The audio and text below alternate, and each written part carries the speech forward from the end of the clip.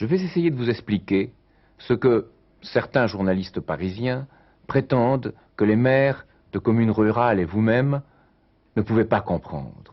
Il s'agit du lien entre la crise financière internationale et ce que vous éprouvez dans votre vie quotidienne. Vous en avez pourtant tous les jours des exemples. C'est l'école qui ferme, l'épicerie, la pharmacie, la boulangerie, la maternité qui s'en vont. Je vais vous en donner un exemple encore plus révélateur, celui des deux agriculteurs. Un agriculteur qui, à partir de 1983 jusqu'à aujourd'hui, aurait travaillé sur son exploitation. Eh bien, celui-là, il aurait perdu environ 20% de son investissement. Pourquoi? Il aurait payé des impôts, il aurait payé des intérêts, et le prix de la terre surtout a baissé. Il aurait perdu de l'argent en travaillant. L'autre, qui en 1983 aurait vendu son exploitation et investi sur la bourse de Paris, sur le CAC 40. Celui-là, eh bien, il aurait gagné assez aujourd'hui pour acheter 3 ou 4 exploitations. C'est cela une économie d'injustice, c'est cela une économie de jeu. Car il y a un grand jeu au niveau international, qui est celui des marchés dérivés, sur lesquels on peut jouer jusqu'à 100 fois sa mise, celui du trafic de drogue, celui de l'immobilier.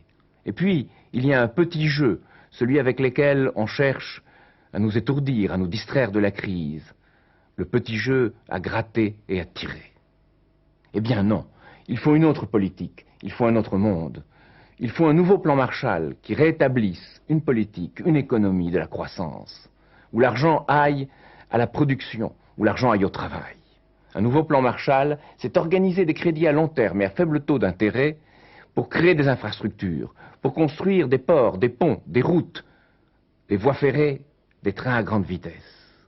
Et alors oui, on a dans une économie la structure, le socle, la base à partir de laquelle on peut assurer le développement.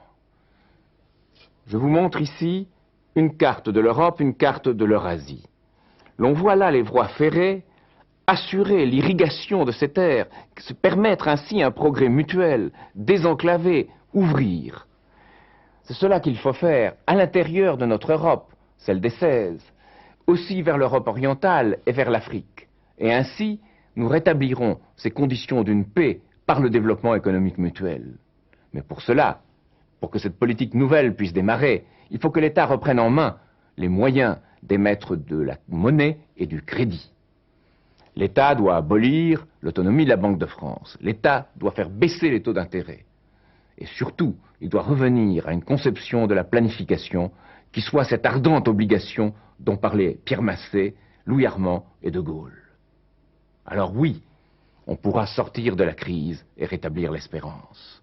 Je vais vous parler maintenant du nucléaire qui, pour moi, est une part de cette aventure à retrouver.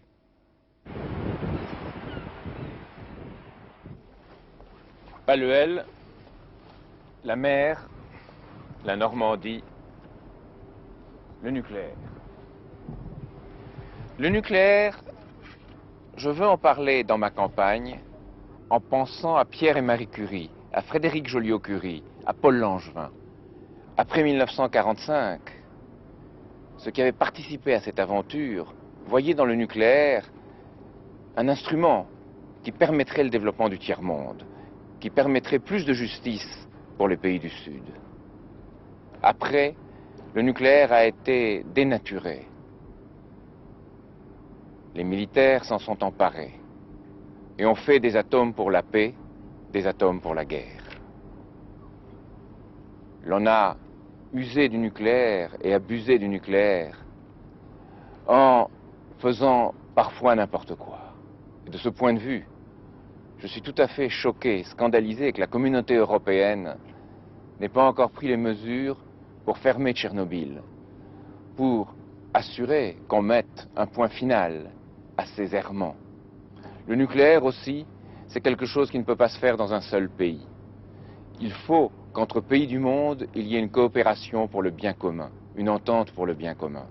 Cet enthousiasme de l'aventure du nucléaire, à ses débuts, c'est ce qu'il nous faut retrouver.